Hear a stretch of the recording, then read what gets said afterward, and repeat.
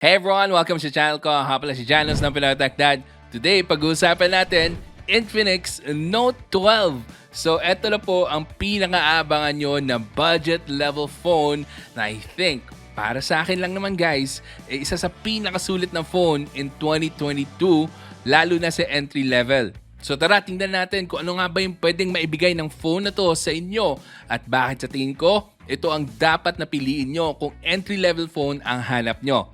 Tara, tingnan natin. Simulan natin sa unboxing. Well, there's nothing left to say. Well, the good time is over. Then I'll be on my way. But I'll come around swinging when the fire's all burned out. It's hard to believe in love, so never let your guard down. 'Cause I'll come swinging. You walk, you talk like you've been around, way down. Oh, I can feel it. You scream, you shout, you let it out. Make me a believer. How many lies do we have to hide when two wrongs don't make it right? How many times can I say goodbye till I get through to you? When time is running out and the dream is over, you need some time to figure out that what comes around goes around. You say you always be around somehow. Oh, I can see it. Umpisahan na agad natin sa mga bagay na nagustuhan ko dito sa Infinix Note 12. Una dyan yung design. Napakaganda, napaka-classy tingnan ng Infinix Note 12. Boxy yung type niya. Sumasabay sa mga designs this year. Kasi kadalasan last year sa mga phones natin, meron tayo mga curved back panel as well as yung sa sides niya, medyo curvy yung dating.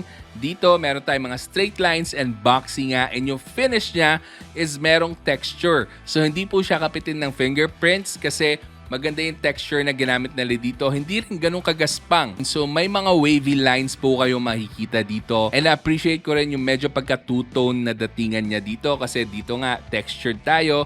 Pero dito naman sa camera module niya is medyo shiny and glossy yung part na to. Pero maganda yung combination nito. Napaka-classy talaga tingnan guys. Hindi mo i-expect na nasa entry level lang po yung phone na to na mabibili nyo pa nga at 8,299 pesos para sa base variant. And sobrang sulit na nun guys, lalo na kung makuha nyo talaga sa presyo na yan. And don't forget, ilalagay ko po lahat ng links dyan sa description box just in case na excited na kayong bumili ng isa nito. Sunod naman sa isa sa mga nagustuhan ko dito, yung performance niya. So, MediaTek Helio G96 yung ginamit niya, although hindi pa rin ako fully satisfied na gumagamit pa rin tayo ng 12nm na chipset in 2022. Pero yung mga phones na gumagamit ng G95 at G96, kaya ko pa naman patawarin kesa naman dun sa mga gumagamit pa ng G88 na nasa 200,000 na tutu benchmark points lang yung kaya. This one, umaabot man tayo ng 300,000 na tutu benchmark points. Definitely way better yung performance ito if you compare this to its rival, I would say, na Tecnopova 3. So kung performance ang habol nyo, this is definitely one of your best choices over the Tecnopova 3. And then just to continue guys, okay na okay yung performance nito pagdating sa gaming dahil nga G96 is very capable. And medyo pahapyaw lang guys kung ang performance sa gaming ang habol nyo. Goods na goods talaga tong phone na to dahil hindi rin siya gaanong umiinit. Yung thermal siya is very good, very well optimized.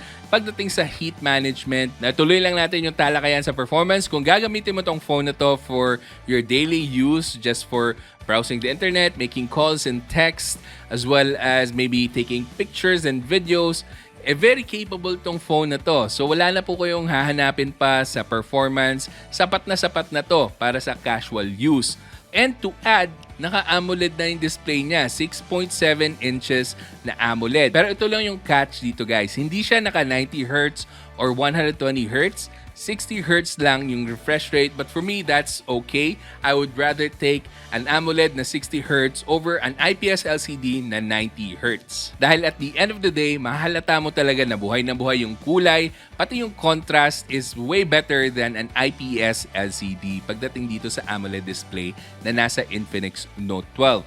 Now, one thing you have to take note of is wala tong HDR, but that's also kind of a good thing pagdating sa Infinix phones. Dahil kung napanood yun yung mga videos ko tungkol sa Infinix phones, meron po tayong problema sa HDR capability ng mga phones nila na nahihirapan sila mag-reproduce ng HDR content. So, nagiging washed out yung HDR content. So, dahil nga walang HDR capability to, okay tingnan yung mga HDR content dito. Hindi siya washed out. But I guess the downside is, hindi niya rin ma-push yung talagang tunay na itsura ng pwede nyo makita sa isang HDR video. But I guess kailangan nyo lang balansehin. Ano ba yung mas gusto nyo? Washed out picture na may HDR or walang HDR pero maganda yung kulay. So para sa akin, kahit gandang-ganda ako sa HDR, kung pangit naman yung pagkakagawa ng HDR, doon na lang muna ako sa walang HDR for the meantime. One downside lang din in terms of media consumption, naka-widevine level 3 pa lang ito. But hopefully magkaroon naman tayo ng update to widevine level 1 dito sa Infinix Note 12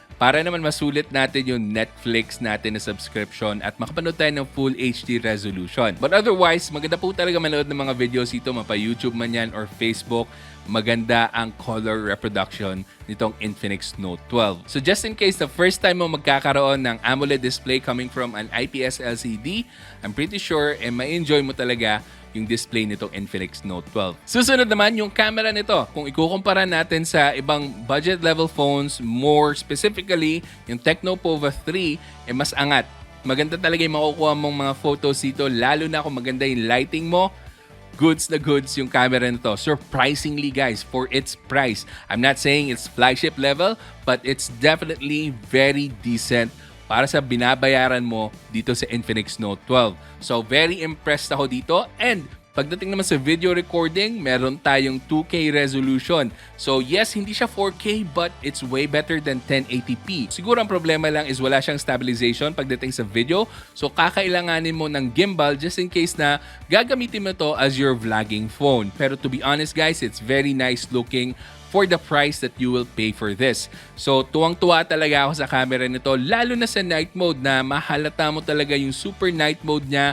Gives a huge improvement sa mga photos na pwede natin makuha. Ito yung mga ine-expect natin pagdating sa Infinix phones na maganda yung super night mode nila. So, color me impressed dito sa camera ng budget level phone na to. Na next naman, pag-usapan natin na medyo in-depth yung gaming performance ito. So, like I said, very capable tong Helio G96. So, it's what you'd expect from this chipset. So, marami na pong phones sa may Helio G96. So, alam nyo na more or less kung gaano kaganda or gaano kalakas tong chipset na to para sa isang budget level phone. So, yung mga larong tulad ng Mobile Legends, Call of Duty, PUBG, kaya-kayang patakbuhin ito. And then, yung Genshin Impact naman, kaya ring patakbuhin but of course, kailangan i-lower yung graphical settings. Actually, naka-lowest yung default graphical settings. So, kung gusto nyo malaro ng very smoothly yung Genshin Impact, I suggest na you stick with the default settings. And then, when it comes to thermals, I'm very impressed once again na hindi gaano umiinit yung MediaTek Helio G96. So, umaabot lang tayo ng about 40 to 41 degrees Celsius sa Genshin Impact pag matagal na yung gameplay natin. But otherwise, hindi mo mararamdaman talaga na umiinit gaano yung phone. Lalo na kung nakatutok pa yung electric fan sa'yo or kung gumamit ka man ng phone cooler, which is a little bit unnecessary na. So kung gagamitin mo to para sa mga paborito nating games tulad na lang ng Mobile Legends, Call of Duty Mobile, PUBG, Ni no Kuni, Genshin Impact, kayang-kaya nitong patakbuhin yung mga games na yon. Just take note na kailangan mo talagang timplahin ng tama yung graphics settings. Pero para sa akin, gagamitin ko na lang yung mga default graphical settings para lang wala na akong problema gaano. So overall, kung gaming performance ang habol mo dito sa phone na to, goods to goods. Now, pagdating naman sa battery, meron tayong 5,000 mAh battery capacity plus 33 watts of fast charging na abutin tayo ng about 1 hour and 30 minutes sa pag-charge. So very decent yung charging time niya as well as yung battery endurance niya. Very impressive para sa isang 5,000 mAh na battery. Aabutin kayo ng 2 days kung casual use with some gaming, with some social media browsing, and Pag sinagad nyo naman, siguro expect about 5 to 6 hours of straight na gameplay depending on the game that you're playing as well. At sa mga iba pang bagay na nagustuhan ko, meron na tayong 8GB of RAM dito na pwede mo pang i-extend up to 13GB of RAM. Meron tayong plus 5GB of virtual RAM. Just in case na kulangin pa yung 8GB of RAM, but trust me guys, sapat na yung 8GB of RAM. And aside from that, meron pa rin tayong expandable memory card slot as well as a headphone jack.